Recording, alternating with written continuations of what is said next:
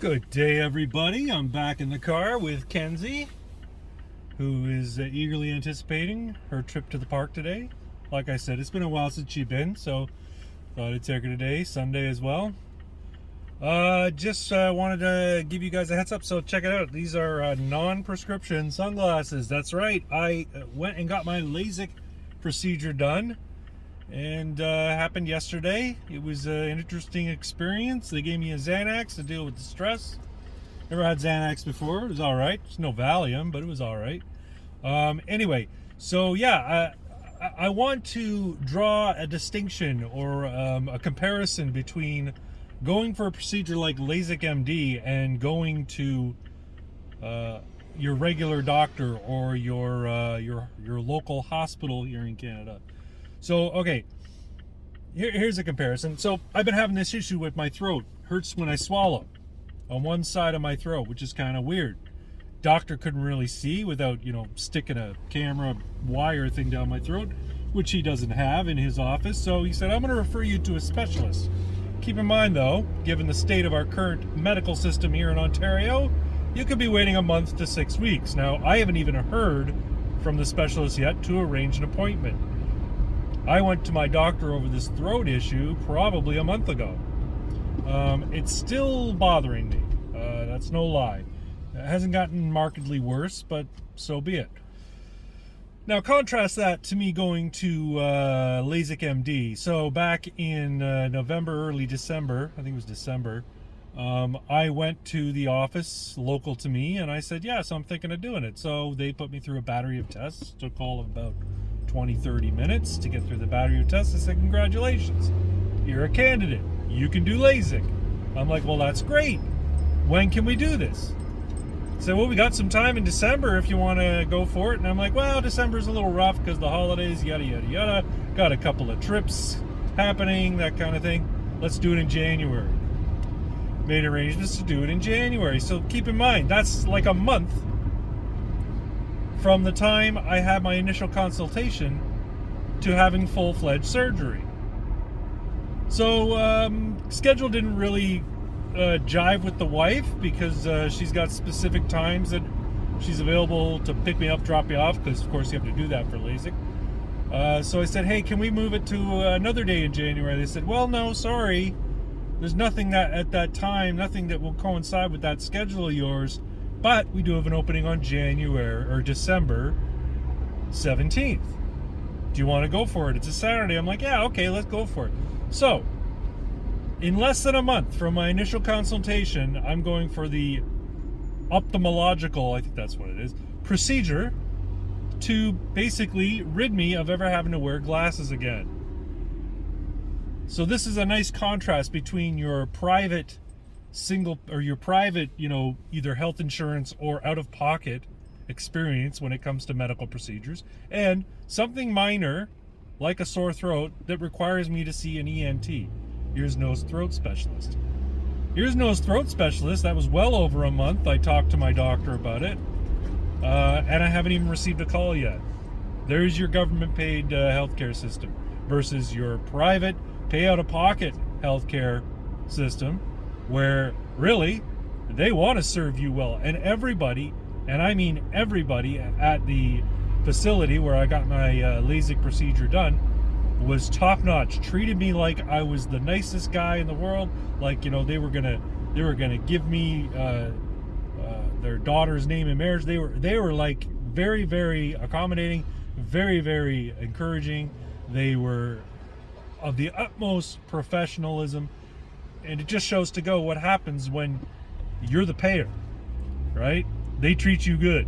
They treat you well. Anyway, now I don't have to wear prescription lenses to see far. My primary reason for doing this, airsoft. I've said it before, I wish I'd done this 10 years ago. I wish that both I've gotten into airsoft 10 years ago, and I wish I got the LASIK done 10 years ago, because it's night and day.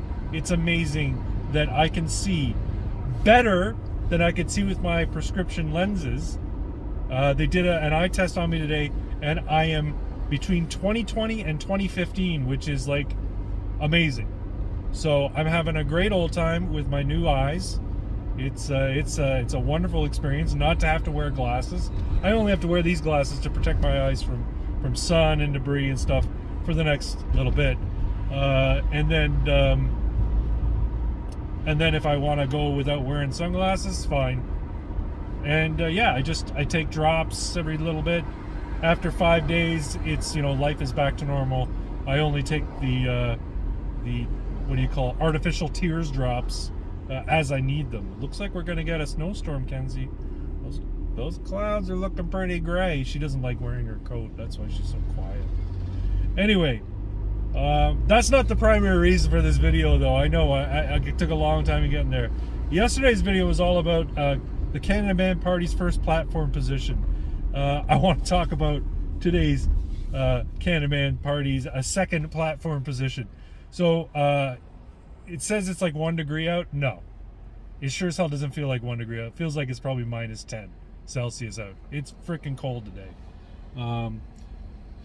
So that leads me to talk about the next platform position for the Canada Man Party, and lots of political leaders, lots of people have talked about it, but nobody's ever got off the pot and actually done it. As the Canada Man Party ruling government, we will annex Turks and Caicos. That's right. We'll send a small contingent of Canadian forces to Turks and Caicos, as well as ambassador of some sort, and say, yeah, so Turks and Caicos is now part of Canada. You're gonna love it here.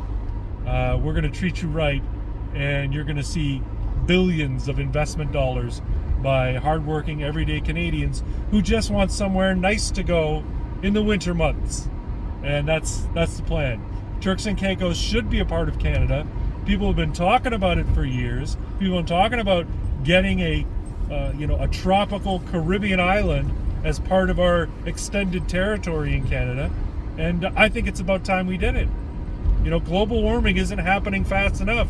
Winters are still very, very harsh here in Canada. And quite frankly, I would love to be able to go down to Turks and Caicos and spend my Canadian dollars there, as opposed to going to Florida and spending US dollars there. Not that I have anything against Florida, but wouldn't it be nice if we could invest vacation dollars in an area of the world that is ostensibly part of Canada, that is beautiful, that is a paradise? I think that'd be nice. And like I said, plenty of politicians have sort of flirted with the idea. There's every winter comes and people talk about, hey, maybe we should do that. Maybe we should annex Turks and Caicos. Well, as Canada Man, and when the Canada Man Party becomes the ruling party in Canada at the federal level, we will make it happen. We don't know how we're going to do it. We don't know what, but we're going to involve the best lawyers, and we're going to involve the best, diplomats to just make it a reality. And that's all there is to it. So I hope I can count on your vote when the Canada Man officially registers his party and officially becomes a candidate for federal government, and ultimately wins the prime minister position, because he's the leader of the party, and so therefore he will become the leader of the government when we win, and we will win. It might take a while.